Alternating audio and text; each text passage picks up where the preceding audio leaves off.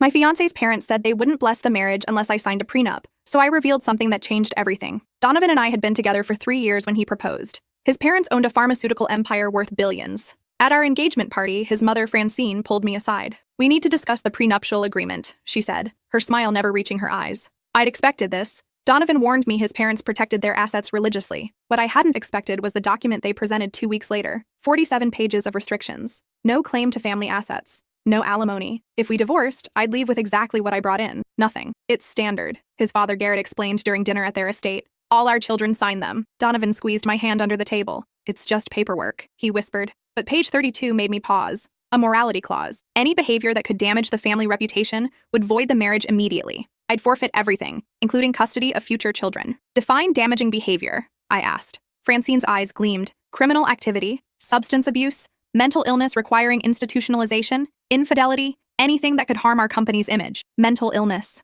The words echoed in my head. For 3 days, I said nothing. Donovan grew increasingly frustrated. "Just sign it," he pleaded. That's when I made my decision. At Sunday dinner, with his entire family present, parents, his sister Celeste, brother Quentin, I placed a manila folder on the table. "Before I sign anything, there's something you should know." Garrett's jaw tightened. "If this is some negotiation tactic, it's not." I opened the folder. "These are my medical records from Riverside Psychiatric Hospital." The room went silent. I'd been admitted at 14 after my first psychotic break. Bipolar disorder with schizoaffective features. 3 involuntary holds before I turned 18. The medications that kept me stable cost $3,000 a month. Donovan stared at the papers, color draining from his face. "You never told me. You never asked about my teenage years. I just said they were difficult." Francine's voice was ice. "This is exactly why we have the morality clause." "I know," I said calmly. "That's why I'm telling you now." I pulled out more document. "I've been stable for 8 years. Never missed a dose of medication." Celeste leaned forward. "Why hide it until now?" "I wasn't hiding. I was protecting myself from exactly this reaction." Garrett stood up. "The wedding is off. We won't have our bloodline contaminated." "Contaminated?" I interrupted. "Your fortune is built on selling these exact medications." I pulled out my phone and showed them a screen. "This is Lysoprene. Your company manufactures it. It's my primary mood stabilizer. You've made $12 million from this drug alone last year." The irony wasn't lost on anyone. Quentin spoke for the first time. "So you're essentially saying our family profits from your illness?" "I'm saying your family profits from mental health treatment while simultaneously discriminating against those who need it." Donovan hadn't moved, hadn't spoken. "There's more," I said quietly. I pulled out the final document, a genetic testing report. "Bipolar disorder has a strong hereditary component, 60 to 80% chance of passing it on." Francine's face went white. "But here's what you don't know," I continued. "Your nephew, Celeste's son, his behavioral issues, the special school, I recognized the signs immediately." Celeste gasped. "How dare you? Check his symptoms against the diagnostic criteria." That's when Garrett grabbed the papers from my hand and noticed something else. His expression changed completely. His hands began to shake. "These medical records," he whispered. "The treating physician, Dr. Patricia Morgan." The name was printed clearly at the top of every document. Garrett sank back into his chair. The blood had drained from his face completely. "You know her?" I said. It wasn't a question. Francine moved to her husband's side. "Garrett, what's wrong?" He couldn't speak, just stared at the signature on my intake forms. I pulled out one more document. I'd saved this for last, not knowing if I'd need it. Dr. Morgan had given it to me 6 months ago when I'd asked about my treatment history. Dr. Morgan was one of the pioneering psychiatrists in treating bipolar disorder in the 1980s, I said. She worked at Riverside before opening her private practice. She kept meticulous records of all her patients. I slid a photocopy across the table, including a 17-year-old boy admitted in 1984 after a manic episode. He'd been arrested for reckless driving, claimed he could fly, hadn't slept in 6 days. Garrett's medical record. Same hospital, same doctor, same diagnosis. The silence that followed was suffocating. "That's impossible," Francine finally said, but her voice wavered. "Dr. Morgan remembered you," I told Garrett. "When she saw your name as my emergency contact, she mentioned she'd treated a Garrett Ashford decades ago. She assumed you were related." I did some digging. Quentin grabbed the paper. "Dad, it was a misdiagnosis," Garrett said weakly. "Youthful mistake. I was stressed, that's all." "Is that why you still see Dr. Reeves every month?" I asked. "The appointments your assistant schedules as business meetings?" I'd learned about those 3 weeks ago. Donovan's father disappeared the second Tuesday of every month for exactly 50 minutes. When I'd asked his assistant about it, she'd been evasive. A simple record search of psychiatrists in the area had done the rest. "You've been on lithium for 40 years, I continued. "Same as me. Different medication, same purpose. Mood stabilization." Francine sat down hard. "You told me those were for your heart." "They are," Garrett stammered. "Lithium can affect—" "Don't," I interrupted. "I've taken lithium. I know every side effect, every interaction, every reason someone takes it. And it's not for your heart." Celeste was crying now. "Why wouldn't you tell us?" "Because of this." Garrett gestured wildly at the table. "This exact reaction, the shame, the judgment, the morality clause," I added quietly. He looked at me then, really looked at me. "How long have you known?" 2 weeks. Dr. Morgan mentioned she'd treated a Garrett Ashford when I asked her to compile my records for the prenup. I wasn't sure it was you until I started checking. Your assistant was very helpful once I explained I was your future daughter-in-law." "This is blackmail," Francine said. No, I corrected. This is the same thing you demanded from me. Full disclosure before marriage. The only difference is, I was honest from the start. Donovan finally spoke. You investigated my father? I protected myself. The prenup wasn't just about money, it was about control. That morality clause would let your parents decide what counts as mental illness requiring institutionalization. They could take my children if I had a bad day. I stood up. Your father has the same condition I do. He's been managing it for decades. Built an empire. Raised 3 children. By your own standards, he should have been deemed unfit. Contaminated. That's different, Francine said. How? She had no answer. I wanted to get married, I said, looking at Donovan. I love you, but I won't enter a marriage where my illness is treated as a moral failing while your father's is a secret kept from his own children. So what do you want? Garrett asked, his voice hollow. I want the morality clause removed, completely. I want a prenup that's actually about protecting assets, not controlling behavior. And I want everyone in this room to understand that mental illness doesn't make someone contaminated. I gathered my papers. Dr. Morgan wanted me to give you this, I told Garrett, sliding an envelope across the table. She said she'd hoped you'd found peace, that hiding never brings peace. I walked to the door. I'll be at my apartment. Donovan, you know where to find me when you decide what matters more, your family's image or the truth. The drive home took 40 minutes. My hands shook the entire way. I'd gambled everything on this moment, spent weeks researching, compiling evidence, planning every word.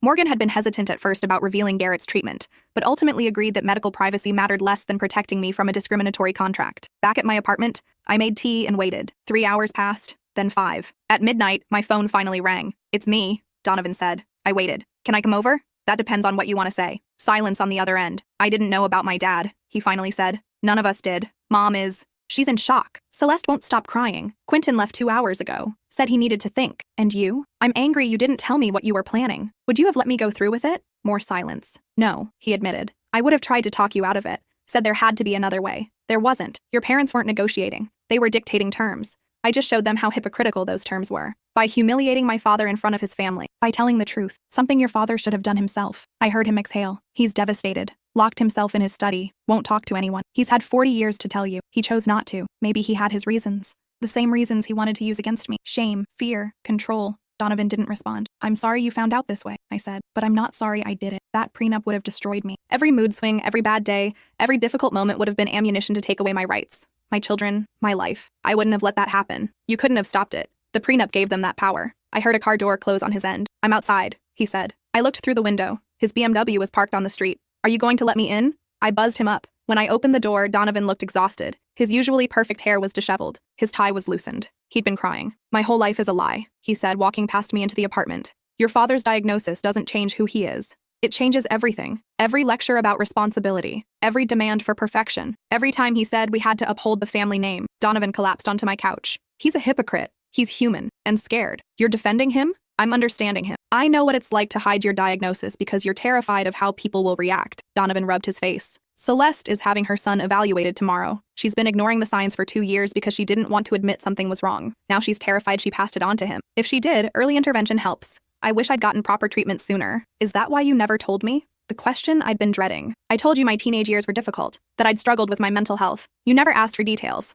That's not the same as telling me you'd been hospitalized. Multiple times. Would you have proposed if I had? He opened his mouth, then closed it. That was answer enough. I wanted to tell you, I said quietly. So many times. But every time your family talked about weakness or failure or maintaining image, I knew how they'd react. How you might react. I'm not my parents. No, but you're their son. You've absorbed their values whether you realize it or not. Donovan stood up, pacing. So what now? You've blown up my family. Exposed my father's secret. What's your end game? I don't have one. I just wanted to marry the man I love without signing away my humanity. The prenup was designed to give your parents leverage over me forever. You know it. I know it. Everyone at that table knew it. He stopped pacing. My mother wants to sue you for violating medical privacy laws. Dr. Morgan disclosed her own patient records with permission from her former patient. Your father. He signed the release 3 days ago. Donovan's eyes widened. What? I called him Tuesday. Told him what I'd found. Asked him to meet me. The meeting had been tense. Garrett had arrived at the coffee shop looking like he'd aged 10 years overnight. You can't tell them, he'd said immediately. Then change the prenup. It's not that simple. It's exactly that simple.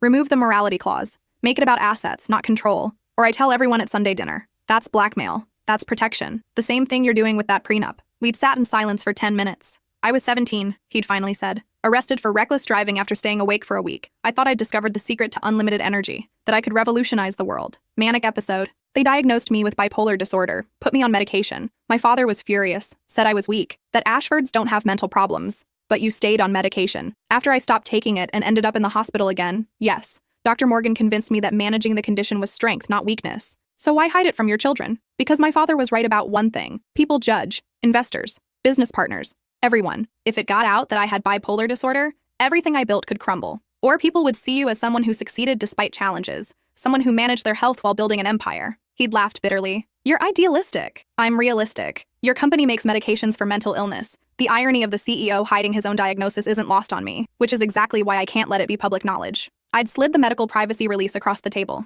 Sign this. Let me use your records to make my point, or I'll find another way. You'd destroy me to save yourself? I'd tell the truth to protect myself. There's a difference. He'd stared at the paper for a long time. If I sign this, you remove the morality clause? If you sign this, I show your family why that clause is discriminatory. What they choose to do after that is up to them. He'd signed it. Now Donovan stared at me in my apartment, processing this information. He agreed to let you expose him? He agreed to let me tell the truth. Whether that's exposure depends on perspective. My mother will never forgive you. Your mother discriminated against people with mental illness while married to someone with the same condition She doesn't get to be the victim here. Donovan sank back onto the couch. I don't know if I can. The words hit harder than expected. Because I have bipolar disorder? Because you manipulated my entire plotted and planned and orchestrated that whole scene. I protected myself by humiliating everyone I love, by showing them their hypocrisy. There's a difference. He stood up. I need time to process all of this. Take all the time you need. He walked to the door, then turned back. Did you ever really love me? Or was this always about beating my parents? I loved you enough to fight for a fair prenup instead of just walking away. If this was about beating your parents, I would have gone to the press, would have destroyed your father's reputation publicly. Instead, I kept it in the family, gave everyone a chance to do the right thing, by threatening my father, by giving him a choice, something your prenup never gave me. He left without another word. I spent the next week alone. No calls, no texts, nothing from Donovan or his family. My phone did ring once. Dr. Morgan, how are you holding up? She asked. I might have just destroyed my engagement, or you might have saved yourself from an abusive marriage. The Ashfords aren't abusive. Control masquerading as protection is still control. That morality clause was designed to keep you compliant through fear. That's emotional abuse. I hadn't thought of it that way. Garrett called me, she continued. He's angry I broke confidentiality. You didn't. He signed the release. Under duress, he claims. Under the same duress he wanted to put me under. Interesting how it feels different when you're on the receiving end. Dr. Morgan laughed. I told him the same thing. He didn't appreciate it. Is he still your patient? No. He fired me. Said I violated his trust. I'm sorry. Don't be. I violated his privacy to protect yours. I'd do it again. After we hung up, I stared at my phone. The wedding was supposed to be in 6 weeks. The venue was booked. The dress was altered. 300 people had RSVP'd. I called my best friend Zara. Tell me you're not actually going through with this wedding, she said immediately. I don't know. Donovan won't talk to me. Good. He's trash. He's hurt. He's complicit. His parents tried to trap you in a discriminatory contract and he went along with it because it's just paperwork. He doesn't deserve you. He didn't know about his father, which proves my point. That family keeps secrets, builds walls, controls narratives. You don't want to marry into that, but I did want to marry Donovan, despite everything. 2 weeks before the wedding, a courier delivered a package. Inside was a new prenup, 23 pages. The morality clause was gone. In its place was a simple asset protection agreement. What I brought into the marriage stayed mine. What he brought stayed his. Anything we built together would be split fairly if we divorced. There was a note. I understand why you did what you did. I don't agree with how you did it, but I also can't deny that our family needed to hear the truth. The wedding is still scheduled if you still want to marry me. If not, I understand. D. I called him. Did you write this prenup yourself? I hired a different lawyer, one who specializes in equitable agreements instead of control. And your parents approved it? They don't have a choice. I'm 32 years old. This is my marriage, not theirs.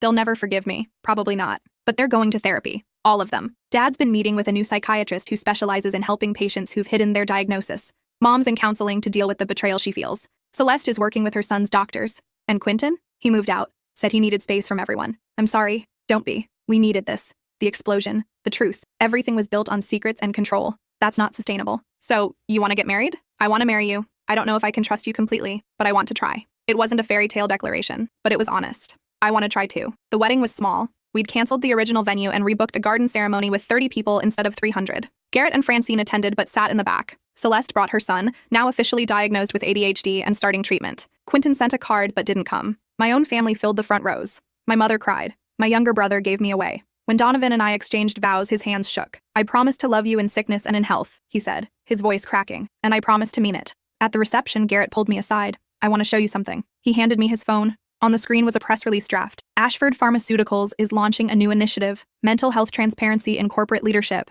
I'm going to publicly disclose my diagnosis. Talk about living with bipolar disorder while running a company. Encourage other executives to be open about their mental health. I stared at the words. When did you decide this? When Celeste's son was diagnosed. He asked why he had to hide it, why he couldn't tell his friends. I realized I'd been teaching my grandson to be ashamed of something that wasn't shameful. This will change everything. I know, but you were right. Hiding never brings peace. The press release went live 3 days later. The response was immediate and overwhelming. Other CEOs began sharing their own mental health struggles. Ashford Pharmaceuticals stock actually rose as investors praised the transparency. Garrett was interviewed on national news. "My future daughter-in-law taught me that you can't sell medication for mental health while discriminating against those who need it," he said. "That hypocrisy nearly cost me my relationship with my son. I won't make that mistake again." He never mentioned how I'd forced his hand. The media painted it as a courageous personal choice. I didn't correct them. 6 months into our marriage, Donovan and I went to couples counseling. "I'm still angry," he admitted in one session, "about how you orchestrated everything, how you investigated my father, how you planned that dinner like a trial. I needed leverage," I said. "Your parents wouldn't negotiate.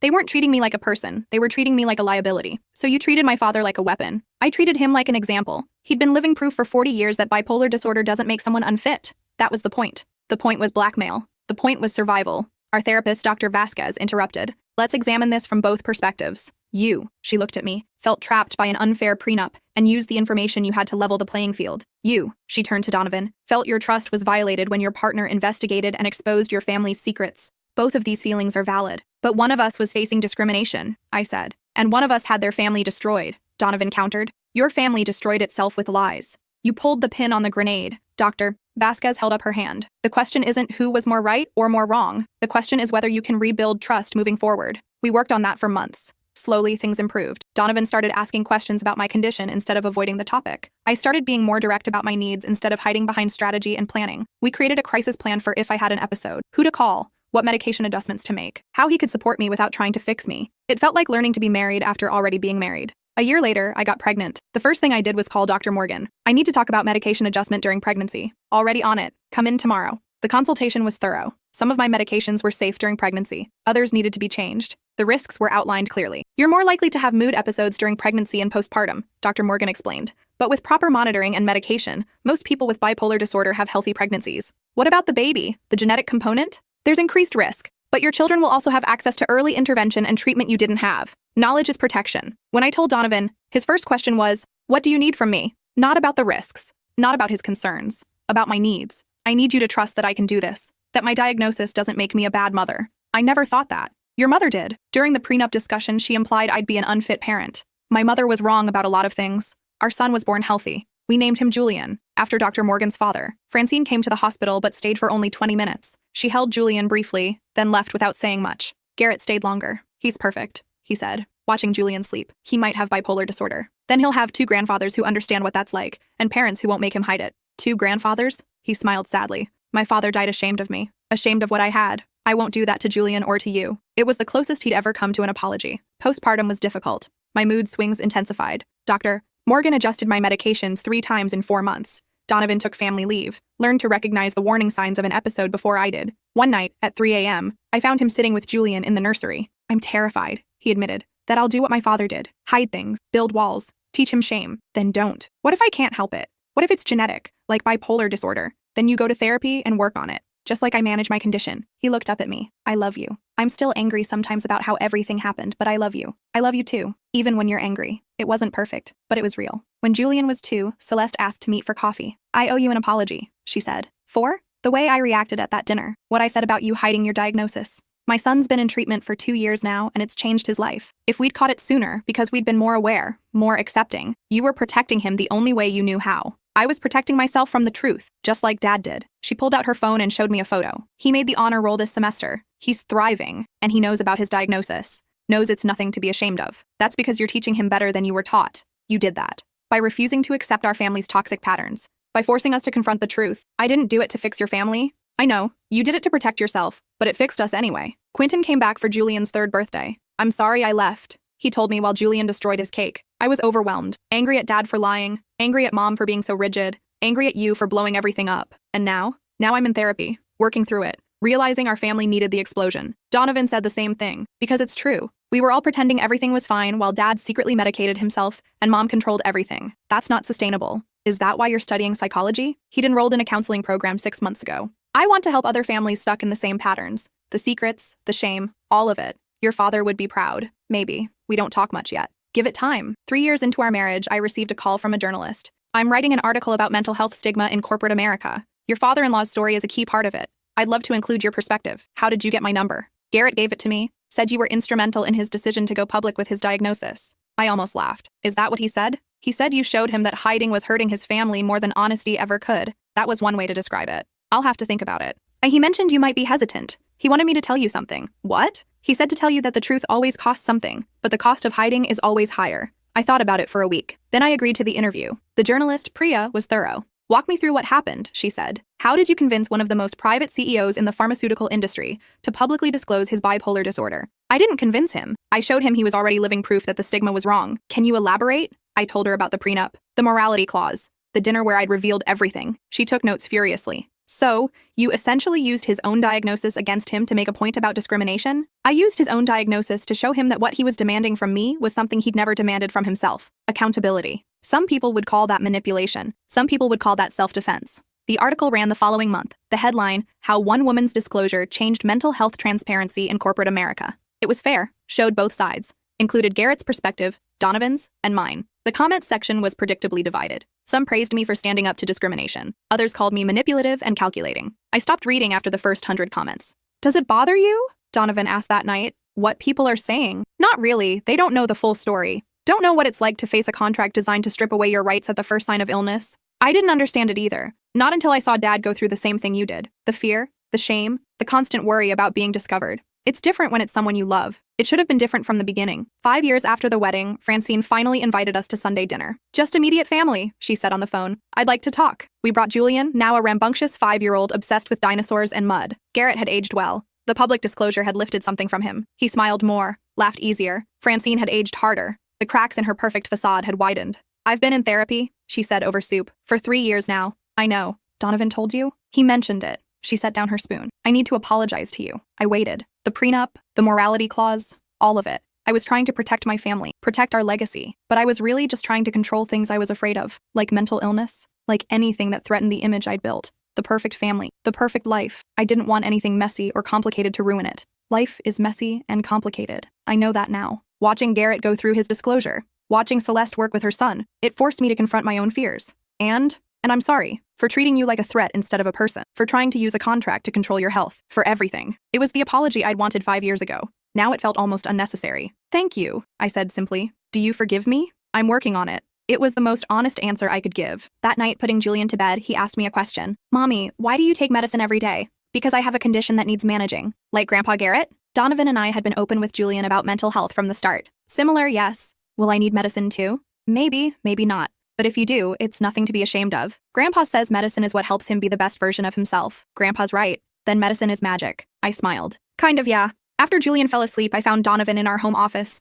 Do you ever regret marrying me? I asked. He looked up from his laptop. Where is this coming from? Just wondering. If you had known everything about my condition, about what would happen with your family, would you still have proposed? He thought about it. I'd like to say yes immediately. But honest answer? I don't know. The version of me who proposed was naive, thought love conquered everything, thought my parents' demands were reasonable. And now? Now I know love isn't about conquering. It's about showing up, every day, even when it's hard. Especially when it's hard. That's not romantic. It's better than romantic. It's real. On our 5th anniversary, I got a letter. Dr. Morgan had passed away. The funeral was small, mostly former patients who credited her with saving their lives. Garrett spoke. Dr. Morgan taught me that mental illness wasn't weakness. That treatment was strength. That honesty was freedom. I didn't believe her for 30 years, but she never stopped believing in me. After the service, I found her daughter. Mom left something for you, she said, handing me an envelope. Inside was a letter dated a week before Dr. Morgan died. Dear friend, if you're reading this, I'm gone. I wanted you to know how proud I am of you, for fighting for yourself, for refusing to accept discrimination, for teaching an old patient of mine that hiding helps no one. Garrett came to see me last month, told me everything that happened, how you'd used his records to protect yourself, how angry he'd been, how grateful he was now. She did what I couldn't, he said. She told the truth when it mattered.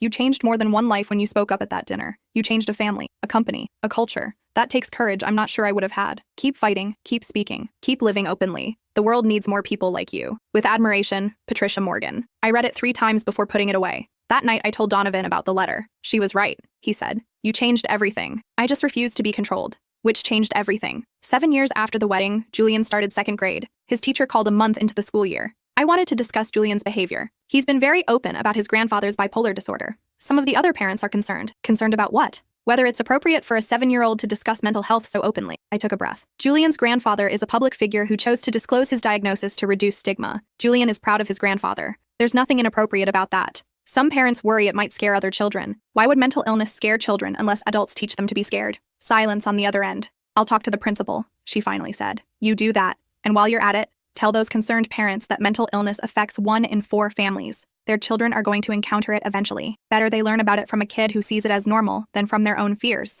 I hung up and called Garrett. Julian's teacher is getting complaints about him talking about your bipolar disorder. What kind of complaints? The kind that say mental illness is too scary for 7-year-olds to understand. But war and divorce and death aren't? Apparently not, he sighed. I'll call the school. Make a donation to their mental health education program. One that doesn't exist yet, but will by the end of the week. You don't have to do that. Yes, I do. Julian shouldn't face consequences for refusing to hide what I hid for 40 years. 2 weeks later, Ashford Pharmaceuticals launched a school mental health initiative. Julian's school was the first recipient. The program included age-appropriate education about mental health, trained counselors, and resources for families.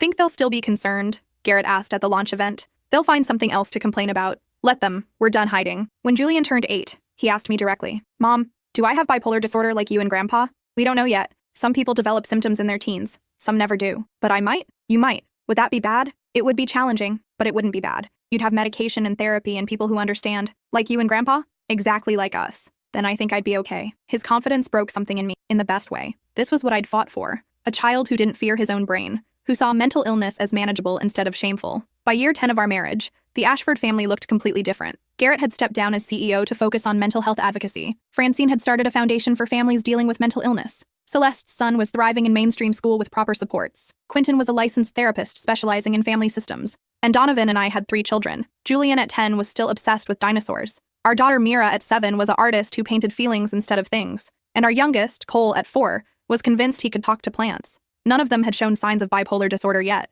but we were prepared if they did. Do you think about that dinner? Donovan asked one night after the kids were asleep. The one where you revealed everything? Sometimes. Do you regret it? Not even a little. Do you? He thought about it. I regret that it had to happen that way, but I don't regret where it led us. To therapy? To truth, which is basically the same thing. I laughed. Your father said something similar at Mira's birthday party. That truth and therapy are the same thing? That honesty is the hardest medicine to swallow, but the most effective. Very on brand for a pharmaceutical CEO. Former CEO. He's still got the vocabulary. We sat in comfortable silence. I love you, Donovan said eventually, even though you're ruthless when cornered. I love you too, even though you're oblivious when comfortable. That's fair. On our 15th anniversary, Garrett pulled me aside at the party. I never thanked you properly. For forcing me to live honestly. Those first few years after going public were terrifying. But now, I can't imagine living any other way. You did the hard part. I just gave you a push. You gave me a shove off a cliff. There's a difference. And you learned to fly. He smiled. The company's mental health initiative has helped over 200,000 people access treatment. We've changed our employee health coverage to include comprehensive mental health benefits.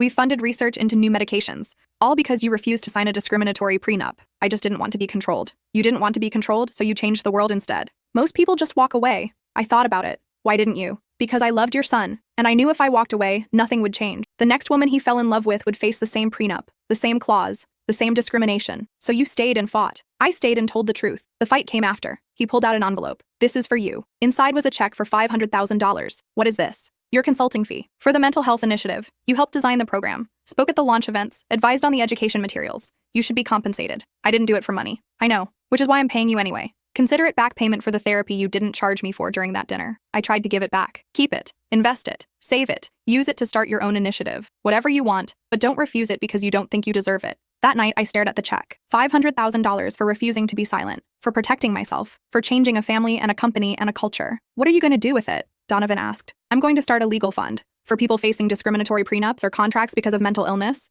they'll have lawyers, resources, support. That's perfect. And terrifying. I don't know anything about running an organization. You knew nothing about taking down a pharmaceutical family's secret either. You figured it out. Fair point. The fund launched 6 months later. Within a year, we'd helped 43 people negotiate fair prenups. Within 2 years, we'd changed state law to make morality clauses based on mental health conditions unenforceable. Within 3 years, we'd expanded nationally. You've helped more people than I ever did selling medication, Garrett said at our 3rd annual fundraiser. I had a good teacher in standing up to corporate power. I wasn't the teacher in that scenario. No, but you learned the lesson well. He raised his glass. To telling the truth, even when it costs everything. To telling the truth because hiding costs more. 20 years after that Sunday dinner, I was invited to speak at a conference on mental health and discrimination. The room was packed with lawyers, advocates, medical professionals. I told the story of the prenup, the morality clause, the dinner where everything changed. I was terrified, I admitted to the audience. Terrified of losing the man I loved. Terrified of exposing myself. Terrified of what would happen when I revealed everything. But I was more terrified of signing away my humanity,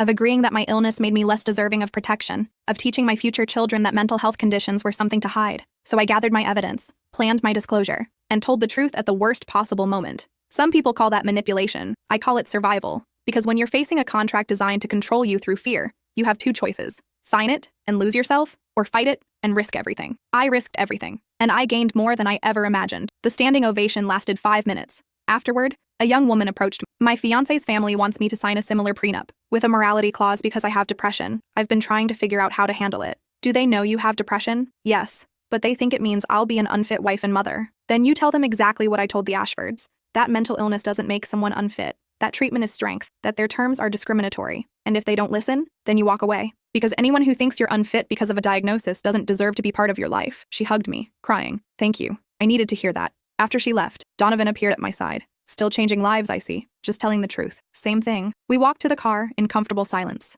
Do you remember what I said that night? He asked. When I came to your apartment after the dinner? You said you weren't sure if you could marry me. I said I didn't know if I could trust you. Big difference. And can you trust me? Completely. Because I learned that your version of protection looks like truth-telling, even when it's brutal. I'll take brutal honesty over comfortable lies every time. That's the mental health advocacy talking. That's 20 years of marriage talking. At home, Julian, now 30 and a psychiatrist, was visiting with his wife and our first grandchild. Gran, tell me the story again, our granddaughter begged. Which story? The one where you fought the bad contract. Julian smiled. She asks about it constantly. I think you're her superhero. I'm not a superhero, I just refuse to be controlled. That's what superheroes do, our granddaughter insisted. Maybe she was right. That night, after everyone had left, I pulled out the old prenup. 47 pages of restrictions and control. I'd kept it all these years as a reminder of what I'd refused, of what I'd fought for, of what I'd changed. Donovan found me in the study. Thinking about burning that yet? Maybe. Or maybe I'll donate it to a museum of discriminatory contracts. That's oddly specific. There's a legal history museum in Boston. They collect documents that show how far we've come and how far we still need to go.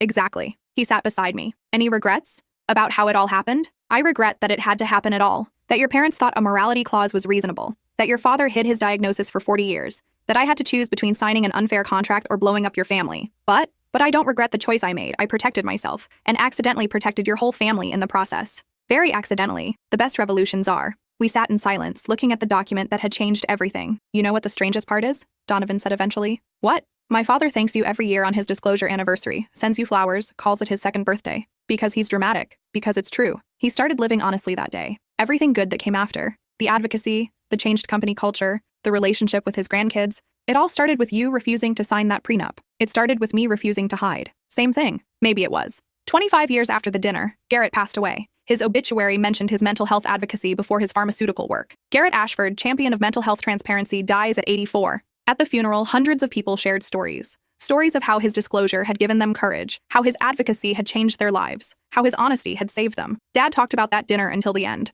Quentin said during his eulogy. The night his future daughter-in-law exposed his 40-year secret. He said it was the worst night of his life and the beginning of his real life at the same time. Celeste added, he told me once that he'd spent 4 decades being afraid of discovery, that the fear of exposure was worse than any actual consequences. That honesty had freed him from a prison of his own making. After the funeral, Francine pulled me aside. I need to tell you something. What? I was wrong. About everything. The prenup. The morality clause. The way I treated you. All of it. I know. Do you forgive me? I'd been asked that question before. This time the answer was different. Yes. She cried then, for the first time since I'd known her. Garrett said you would. He said you were tougher and more forgiving than anyone he'd ever met. That most people who survive what you did become bitter, but you became better. I had good medication. She laughed through tears. He would have loved that answer. At home that night, I pulled out Dr. Morgan's letter again, read it for the 100th time. You changed more than one life when you spoke up at that dinner. She'd been right, but I hadn't known it then. I'd just been trying to survive, to protect myself from an unfair contract and a discriminatory clause. Everything else, the family transformation, the company changes,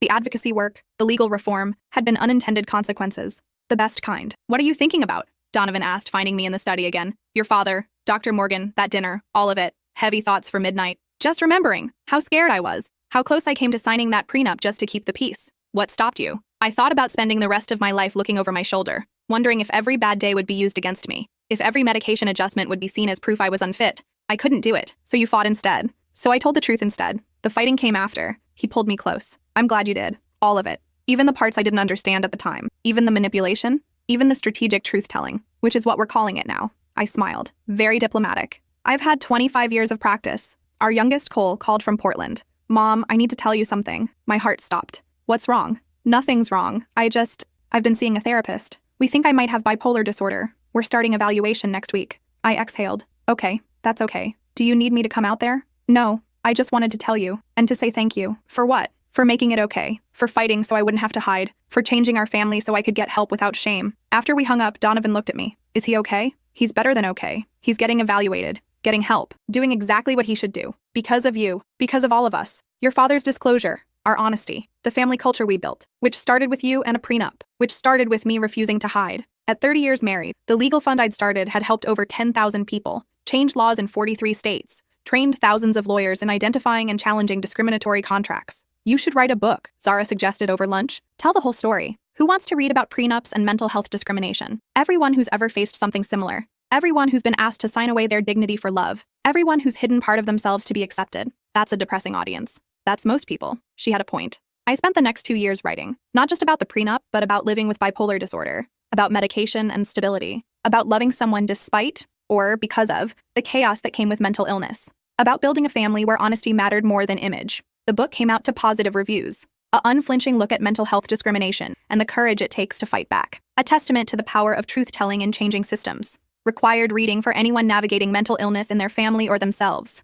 At the book launch, I read from the final chapter. I didn't set out to change anything. I just refused to be diminished by a diagnosis I couldn't control. That refusal changed a family, changed a company, changed laws and lives and systems. But it started small, with a prenup I wouldn't sign, with a truth I wouldn't hide, with a moment at a Sunday dinner when I decided my dignity mattered more than their comfort. Every revolution starts that way, with someone saying no to injustice. Even when saying no costs everything, I was willing to lose love to keep my humanity. Turns out, I didn't have to choose, but I had to be willing to. The applause filled the bookstore. Afterward, dozens of people lined up to share their stories. Stories of prenups they'd signed and regretted. Stories of diagnoses they'd hidden. Stories of families they'd lost to discrimination. Stories of courage they'd found after reading mine. You gave me permission to fight back, one woman said. You showed me I wasn't alone, a man added. You changed my life, a teenager whispered. I hadn't set out to change anyone's life. I just refused to sign a contract that treated me as less than human. Everything else had followed. At 35 years married, Donovan and I renewed our vows. Small ceremony, just family, Julian and his wife, Mira and her partner, Cole and his boyfriend,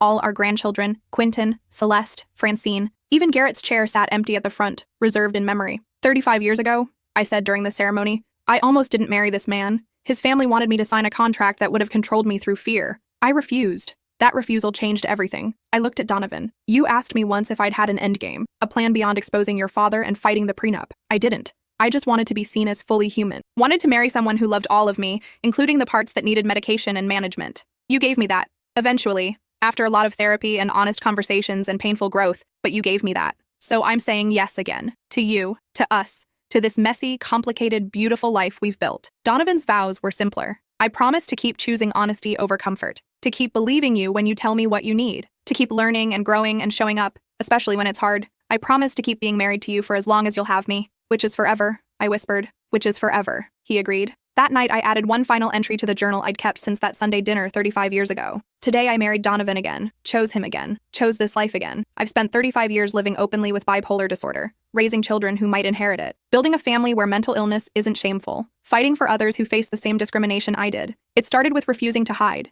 It became a life, a good one, the best one. And it all started with a prenup I wouldn't sign and a truth I wouldn't silence. Sometimes the bravest thing you can do is refuse to be smaller than you are. Sometimes that refusal changes everything. Mine did.